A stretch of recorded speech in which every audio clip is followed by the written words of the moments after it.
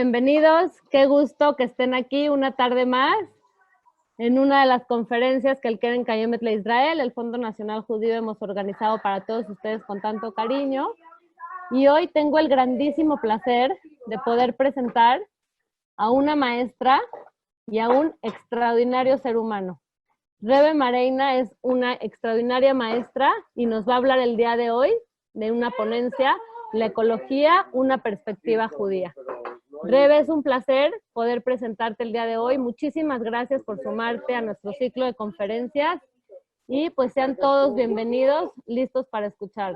Bueno, primero que nada, gracias a Keren Kayemet Le Israel por la invitación. Me siento muy honrada de poder estar aquí hoy, sobre todo cuando veo la cartelera de sus ponentes. A todos los admiro y me siento muy feliz de estar hoy aquí.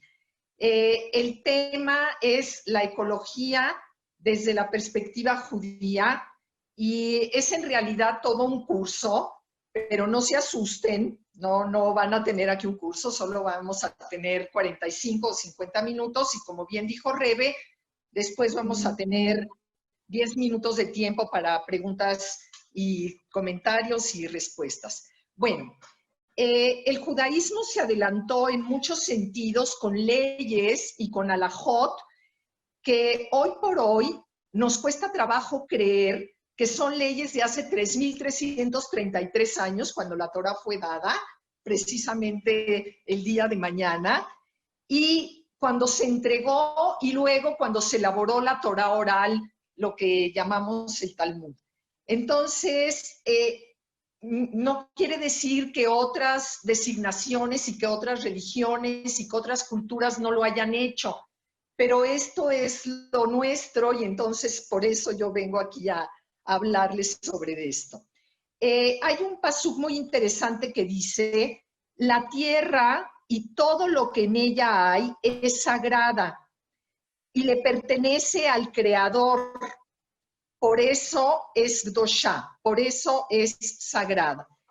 Esta santidad de la tierra hace que inmediatamente se cree otro principio, que es un principio ético, que es de cuidarla. Si fue creada y la creó Dios y es sagrada, entonces nosotros tenemos la obligación de cuidarla. En Bereshit, Dios le da al hombre la facultad de ser el guardián del jardín del Edén. Ojo, gente, no es su dueño. Nosotros no somos los dueños del mundo, no somos los dueños de la tierra. El hombre es el guardián y como la palabra misma lo dice, tiene que guardar, tiene que proteger, tiene que vigilar que las cosas estén bien. En ese sentido, tenemos dos cosas importantes. Adán es hombre y Adamá es tierra. Bueno, como ustedes bien saben, en hebreo nada es casualidad. No es casualidad que Adán sea hombre y Adamá sea tierra. Eso quiere decir que vienen del mismo shoresh, de la misma raíz, y puesto que vienen de la misma raíz, somos socios. Si bien el hombre es guardián de la tierra, el hombre debe de entender su fragilidad. Fíjense qué tan frágil es el hombre, que el pasuk dice, Ki afarata velafar tashuv, porque eres polvo y en polvo te convertirás. No te creas mucho, hombre, no te creas el más importante. Somos finitos y en ese sentido regresaremos a la tierra. Hay un pasuk que me gusta mucho, una frase que dice, En hadash tajat hashemesh, no hay nada nuevo bajo el sol. Esto se refiere a que todo estaba ya creado cuando el hombre apareció en el jardín del Edén y ahora lo único que está sucediendo es que hay transformaciones, pero todo ya estaba dado desde antes. Este pasuk aparece en Coelet, en Eclesiastés, y parece tan actual, parece que ayer alguien lo dijo, nada es nuevo, todo ya existía, sin embargo se transforma. Como dije antes, toda la tierra es sagrada, pero de nosotros depende que se manifieste su santidad. ¿De qué depende exactamente? Pues de nuestro comportamiento y de nuestras acciones. Salir de Mitzrayim, salir de Egipto, fue un acto físico. Y si bien nosotros salimos de Egipto, Egipto tiene que salir de nosotros. Nos tenemos que volver hombres libres, que entendamos que tenemos que decidir, porque el esclavo no decide nada. Al esclavo le dicen qué comer, dónde va a trabajar, a qué hora se va a dormir, etc. Nosotros tenemos que decidir. Entonces, la salida de Egipto y volvernos hombres libres nos debe de volver gente que decide y que decide hacer las cosas como deben de ser, de manera correcta y de manera ética. Lo ético y lo correcto no le pertenece a ninguna religión ni a ninguna designación, nos pertenece a todos. Todos deberíamos de ponernos ese saco encima y actuar en consecuencia. Bueno, como bien sabemos, hay 3 peregrinaciones. El judaísmo ve que nos indica que hay 3 peregrinaciones, se llaman los Shloshet HaRegalim. Regalim quiere decir regel, porque la gente iba a pie. Pesach, Shavuot y Sukkot. Los judíos llevaban a cabo este peregrinaje y hacían una caminata.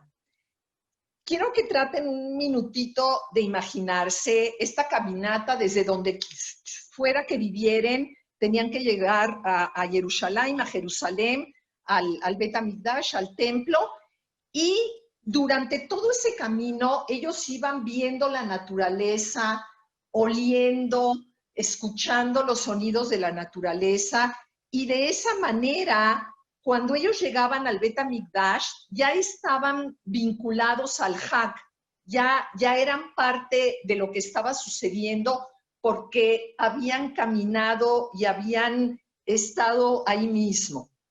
Estas festividades están íntimamente ligadas a la agricultura. Por ejemplo, Pesach, otro de los nombres de Pesach es Hag Aviv, la festividad de la primavera.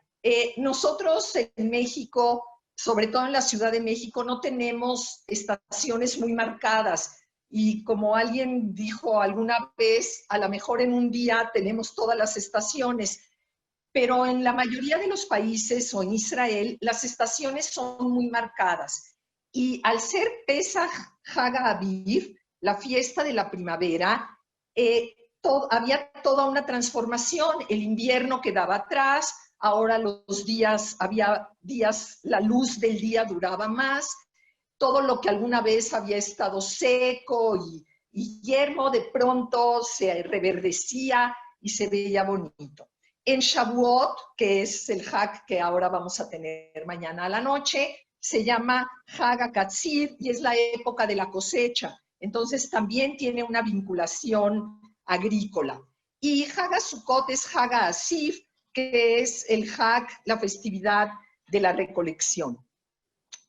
Vamos a mencionar algunas leyes que tienen que ver con cómo debe de ser nuestro comportamiento con las diferentes criaturas. Fíjense, esto que voy a decir ahorita, vuelvo a la idea del hombre guardián, no del hombre dueño, ¿sí? Y eso hace que nos baje la soberbia. Tú eres el guardián y tienes que ver que las criaturas estén en armonía. Entonces, por ejemplo, una de ellas es que no se pueden juntar animales de diferentes especies. Por ejemplo, en una yunta, es una halajá, es una ley, en una yunta no se pueden poner a trabajar un toro y un burro, porque el toro es mucho más fuerte que el burro. Y entonces esto está prohibido porque el burro, al ser más débil, se cansaría mucho más y no podría al mismo ritmo que el toro tiene. Entonces, es algo que parece como medio sobreentendido, pero no lo es. Alguno podría decir, ay, son animales, ¿qué tanto hay que pensarles? Si los dos son animales. Pues sí, pero no puedes tener al fuerte con el débil jalando al mismo tiempo con la desventaja del débil. Otro, no, por ejemplo, si un animal estuvo cargando sobre su lomo alfalfa o alguna cosa que él mismo pueda comer, está prohibido no permitirle comer de lo que cargó. El animal tiene derecho a comer también de lo que cargó. Esto que les voy a decir está muy, muy interesante.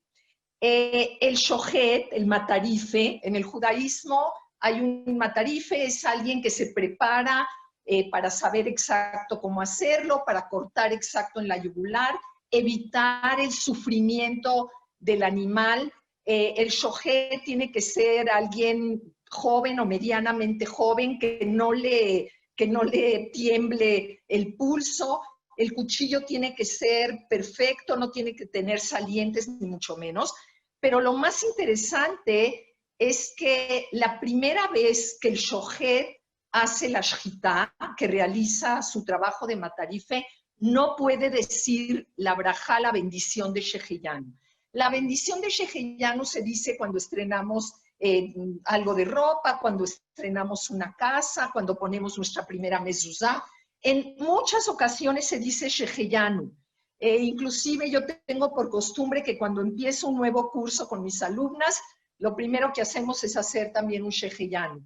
Sin embargo, el matarife no puede decir Sheheyanu cuando empieza su trabajo, porque después de todo, aunque es algo necesario y la gente come carne o lo que sea, está matando a una criatura. Y por eso no se dice Sheheyanu en la primera.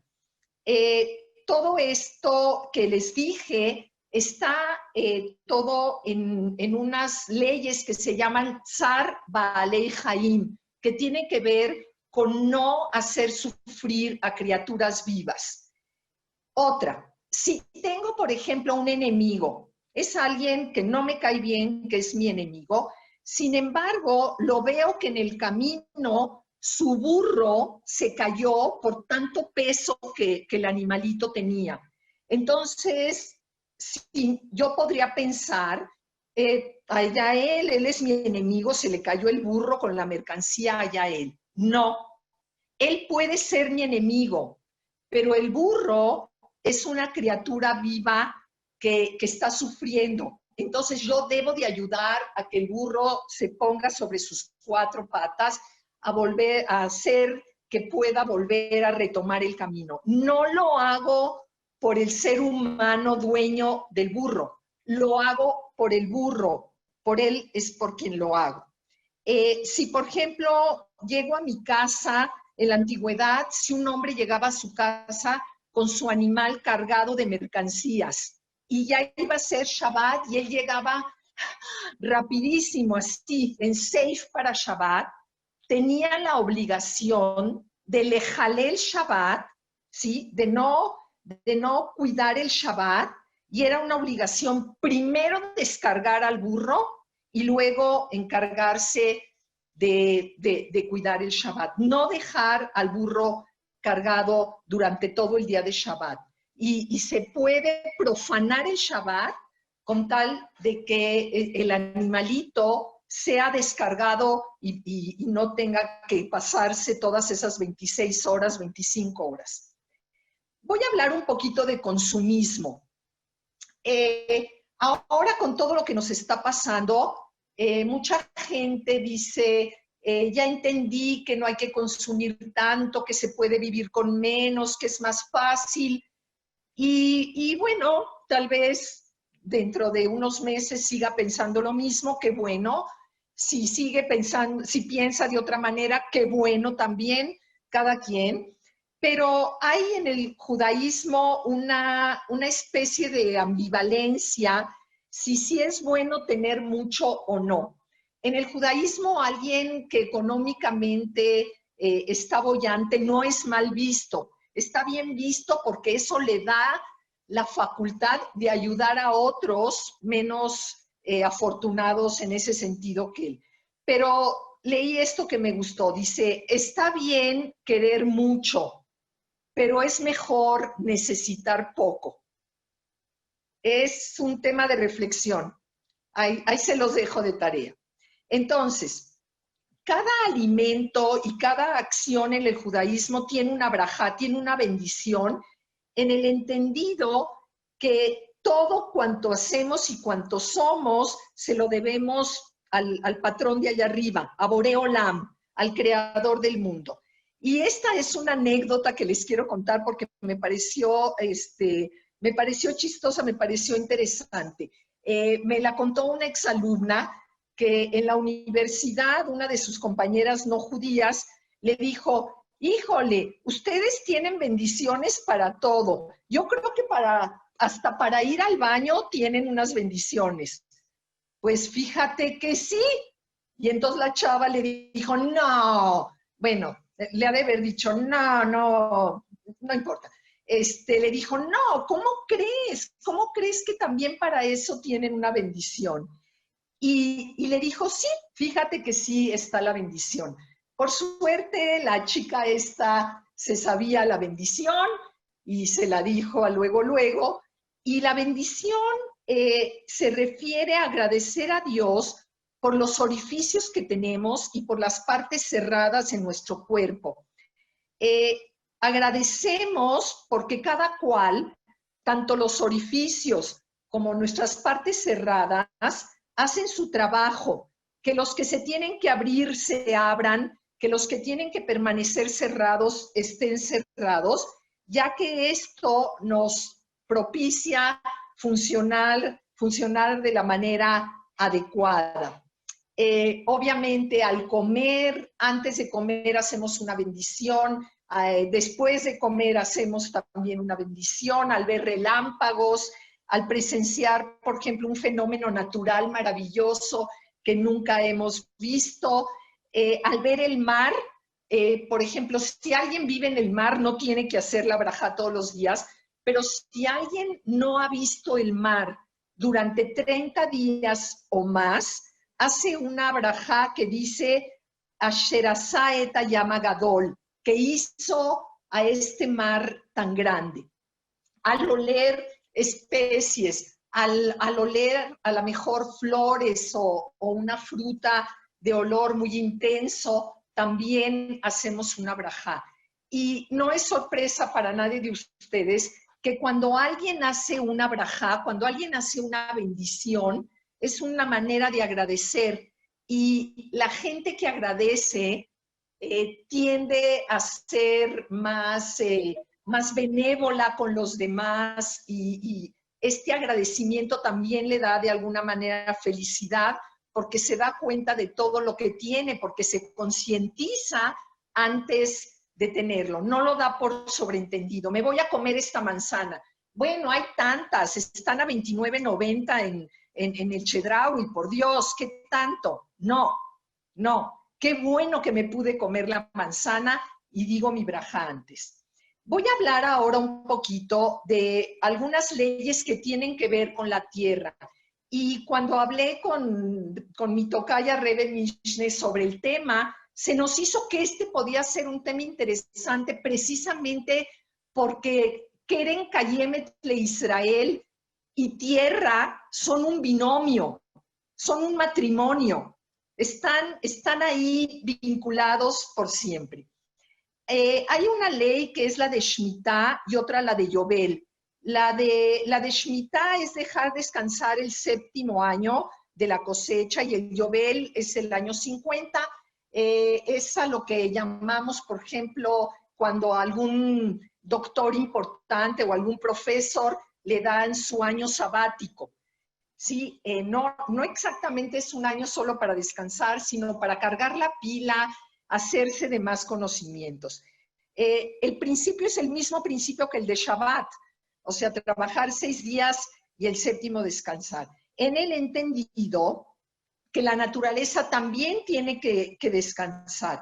En todos los Hagim, como les dije, no solo hay un elemento que tiene que ver con la naturaleza, pero también hay algo que tiene que ver con la ayuda al prójimo. Por ejemplo, acabamos de pasar no hace mucho Purim, y en Purim hay una mitzvah, Matanot Laedionim.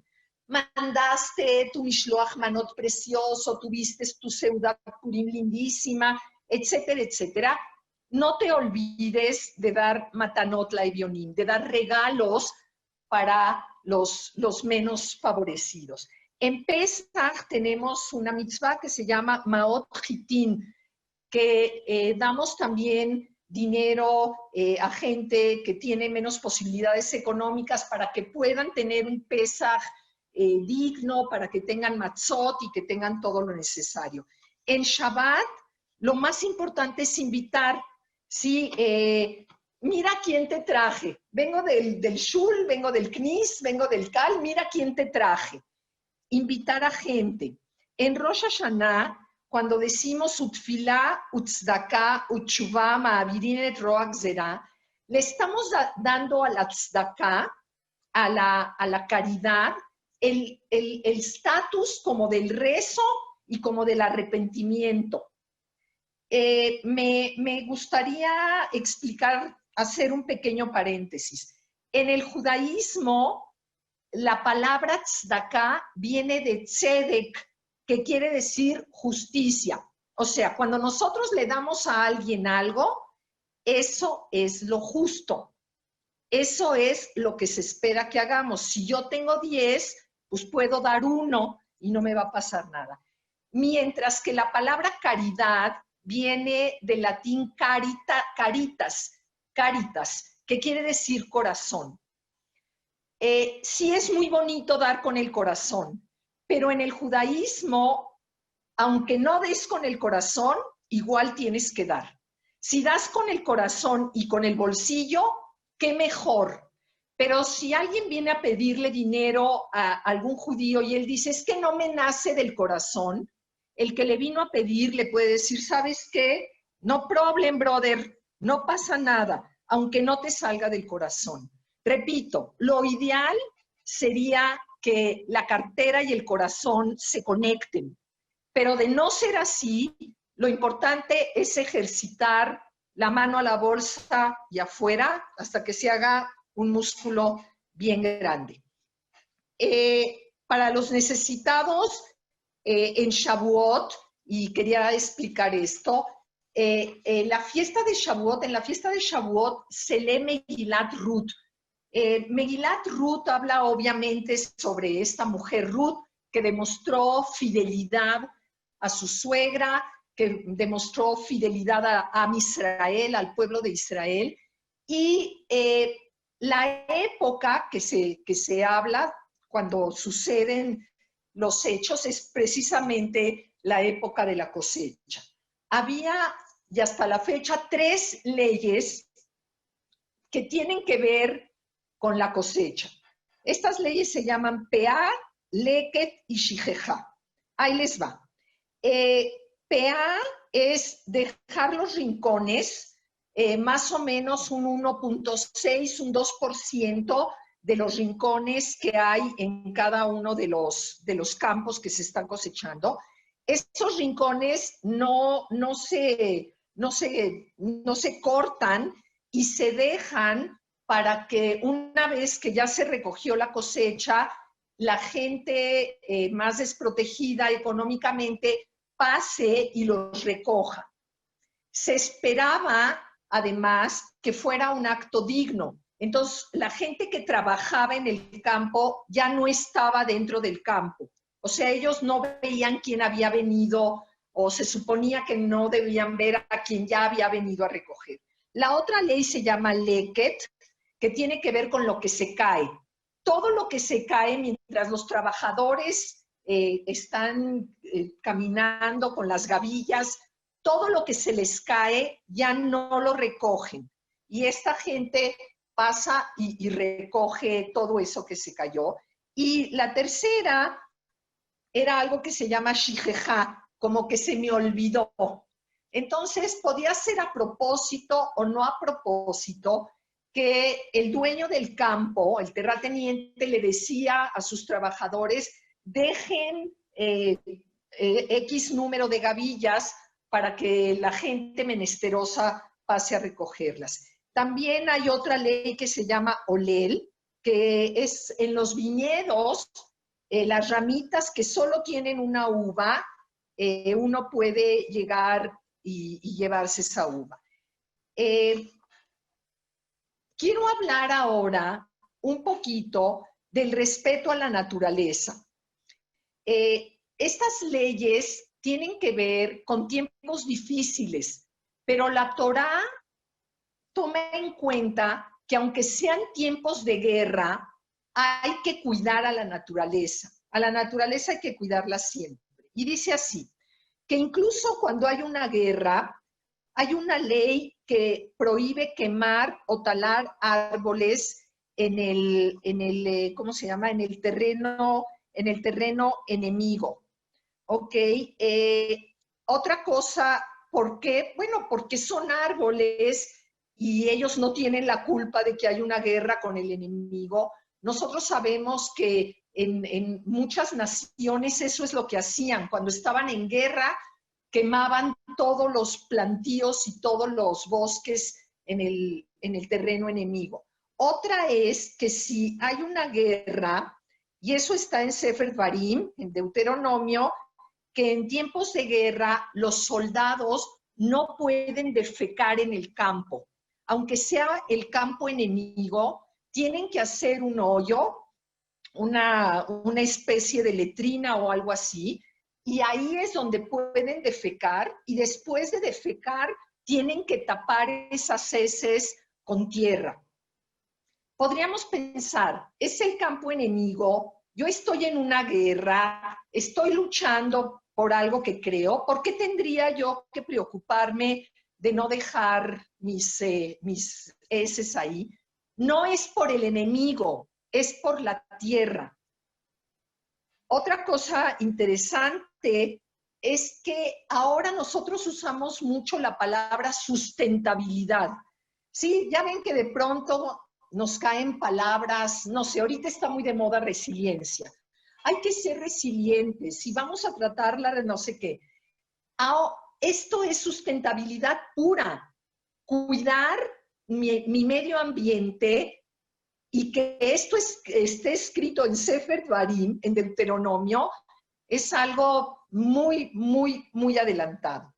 Otro que encontré también en Sefer Dvarim, en Deuteronomio 20:19, dice que solo árboles que no dan fruta pueden talarse. ¿Para qué los talaban? Los talaban para hacer bardas o si necesitaban hacer una fogata en la noche para calentarse, etcétera, etcétera. La ley, una de las leyes más importantes se llama Bal Tashhit, que quiere decir no desperdiciar. ¿Sí? Cuando nosotros ahora vemos todos estos principios de reciclado, de reuso, pensamos que es algo muy moderno. Hello, la Torá ya lo había contemplado desde entonces. También la Torá misma habla sobre cómo tenemos que ser cuidadosos con los energéticos.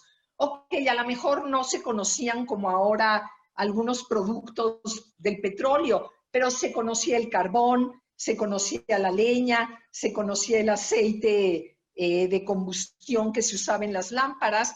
Pues esta misma ley de Bal Tashhit, de no desperdiciar, nos dice que inclusive estas cosas, como dije, el carbón, etcétera, tampoco se deben desperdiciar.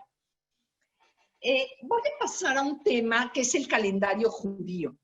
En los años 50, un gran filósofo judío de nombre Abraham Yoshua Eshel dijo lo siguiente, y lo quiero citar tal cual, y dijo, en todos tus caminos y en toda tu vida aprenderás a ser socio de la creación.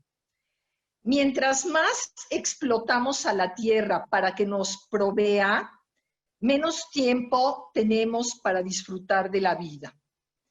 El calendario judío nos da tiempos específicos para descansar, tiempos específicos para salir a la naturaleza, como hablamos ahora de los 3 peregrinajes que dijimos hace poco. Y nuestro calendario es un calendario solilunar, ¿sí? Por ejemplo, el calendario gregoriano, el que nos dice que hoy es el 27 de mayo, es un calendario solar que cada 4 años le agrega un día más al mes de febrero, ¿ok? El calendario musulmán es lunar y por eso a veces el Ramadán les cae en verano y a veces les cae en invierno. Debe ser tremendo en países de temperaturas muy altas, en países árabes, tener que ayunar hasta en la noche cuando el calor a lo mejor está, no sé, a 30 y muchos grados. El calendario judío, entonces, como dije, es solilunar o lunisolar, como quieran, y lo que tiene es que las fiestas siempre caen en la misma estación, ¿ok? Nunca vamos a tener Pesaj en invierno, siempre va a ser en primavera, por eso se llama Hagaviv también. Y en 19 años vamos a tener 4 años bisiestos. En hebreo se llama año gemelar, como que trae gemelitos, porque tenemos Adar Aleph y Adar Bet. Sí, tenemos 2 meses de Adar. Lo interesante es que hace muchos años encontraron en un lugar que se llama Gezer un sitio arqueológico que data del siglo X antes de la era común. Y se vio que el Luaj, que el calendario, ya era como nosotros lo conocemos ahora. Y los jajamim que se encargan de hacer el calendario, de estructurar el calendario, seguramente en aquellos tiempos no se usaba la palabra algoritmo, pero matemáticamente estaba hecho de tal manera que siempre las festividades caían cuando tenían que caer en esa época del año. Para calcular los hagim, lo más importante para calcular las festividades era ver cuándo es Rosh Hodesh, cuándo comienza el mes. Rosh Hodesh, el principio del mes, es lo que da la pauta para seguir calculando, para calcular las épocas, y por eso podemos calcular la época de recolección, la época de cosecha, etcétera, etcétera. Casi ya que nos estamos acercando un poquito al final, quería hablar sobre el urbanismo. Y ustedes van a decir, a ver, esta mujer, ¿qué va a decir esta mujer de urbanismo de un libro que nos fue entregado hace más de 3.300 años? O sea, ¿qué se puede decir? O del Talmud, que también que es la ley oral. ¿Qué puede decir de urbanismo? Les pido que no apaguen su Zoom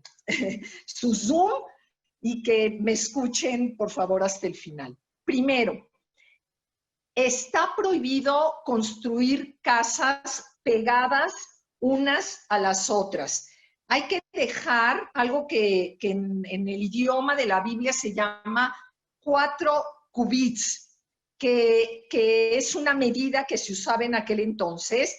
Y esto de no construir las casas pegadas, pegadititas unas a las otras, tenía como finalidad, tenía muchas finalidades. Una era no quitarle luz una casa a otra casa, y la otra, y creo que es súper importante, era que cada casa tuviera privacidad, que lo que se haga en una casa no sea el chisme del vecino de al lado, sino que cada uno lo pueda tener privacidad.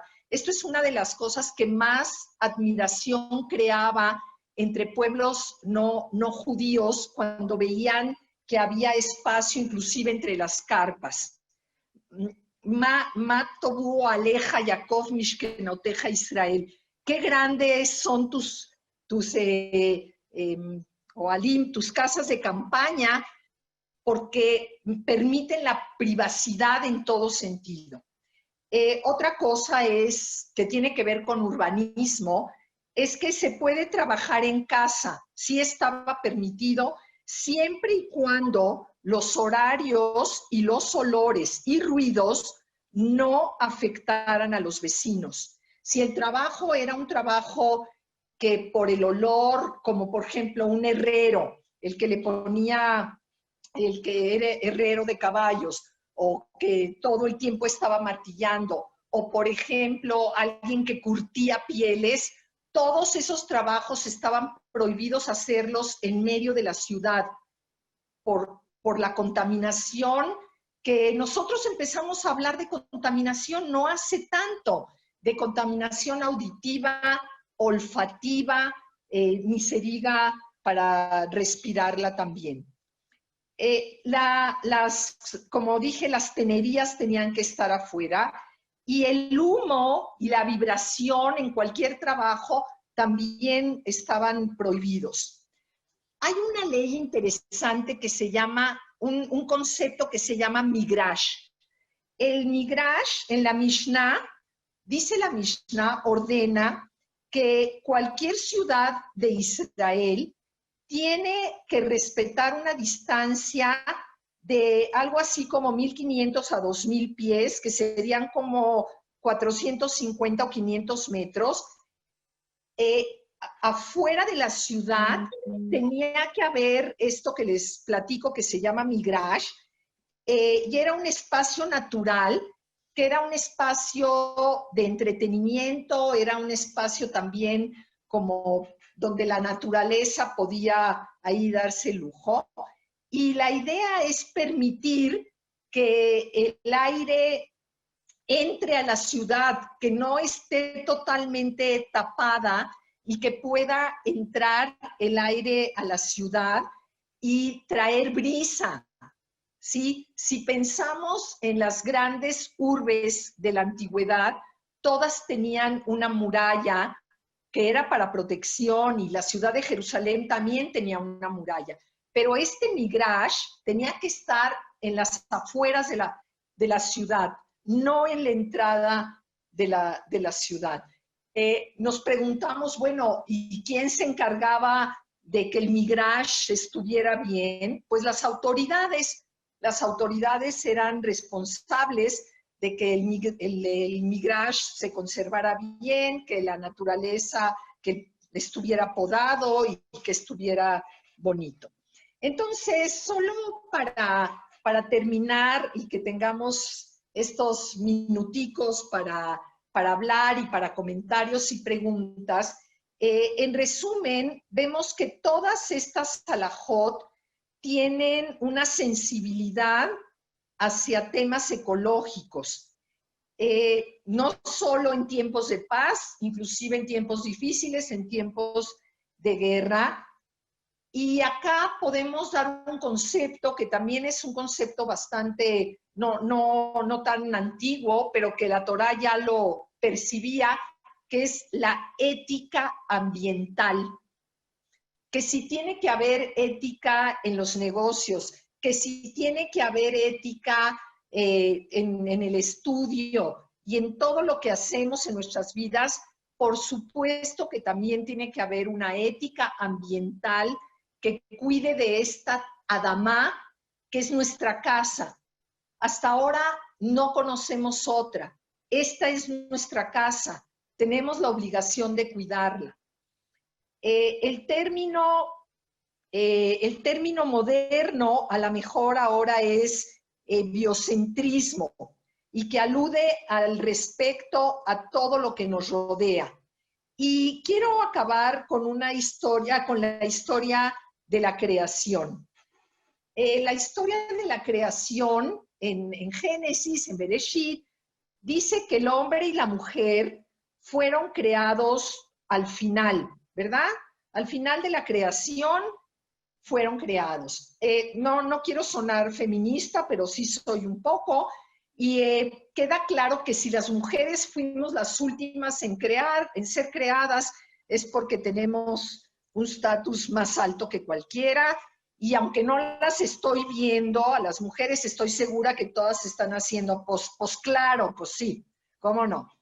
Entonces, el hombre y la mujer fueron creados al final porque son el pináculo de la creación, como el gran finale, como cuando vamos a oír a la Filarmónica de Londres y todo el concierto es hermoso, pero el gran finale siempre es lo que nos deja casi temblando.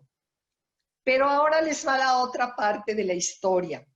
Precisamente por ser los últimos, deberíamos entender que hasta los mosquitos fueron creados antes que nosotros. De aquí deberíamos entender que no tenemos de qué ensoberbiarnos, sí eres alguien importante, tú eres el guardián y muchísima es tu responsabilidad. Yo diría que toda, ¿sí? Toda la responsabilidad es nuestra. Y la línea entre el uso y el abuso es muy fina. Así que creo que hay que tener muchísimo cuidado cómo usamos a nuestro planeta. Cuando yo daba clases y salíamos al campo en Tu Bishvat, que es el día destinado al árbol, es el día del árbol, y que también es un hag antiquísimo, también sentimos que el judaísmo dio un paso adelante al pensar que debe de haber un día del árbol, donde se le brinde el respeto que merece el árbol. En muchas partes el ser humano es comparado con el árbol.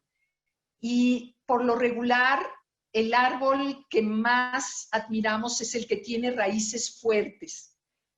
Keren Kayemet está cumpliendo más de 100 años. Si nos ponemos a pensar, esto es maravilloso.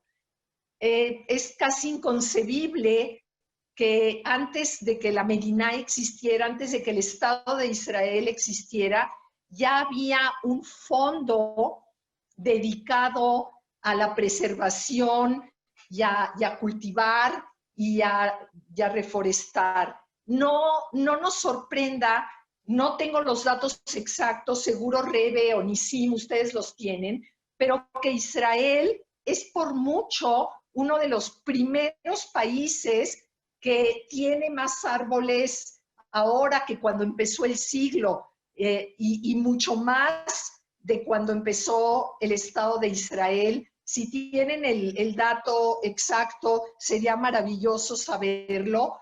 Y alguna vez, siempre que veo nuestra cajita azul, cuando veo que los niños siguen dando para Keren Kayemet le Israel y que seguimos plantando árboles en México y en Israel, me parece que es maravilloso. Les deseo a todos un Shavuot Sameach lleno de cosas buenas y a Keren Kayemet le Israel que sigan con su labor maravillosa, que todos podamos ser árboles de raíces fuertes, que nos sintamos seguros, que nuestras ramas estén llenos de flores y de frutos y que pronto podamos de veras abrazarnos y darnos las gracias.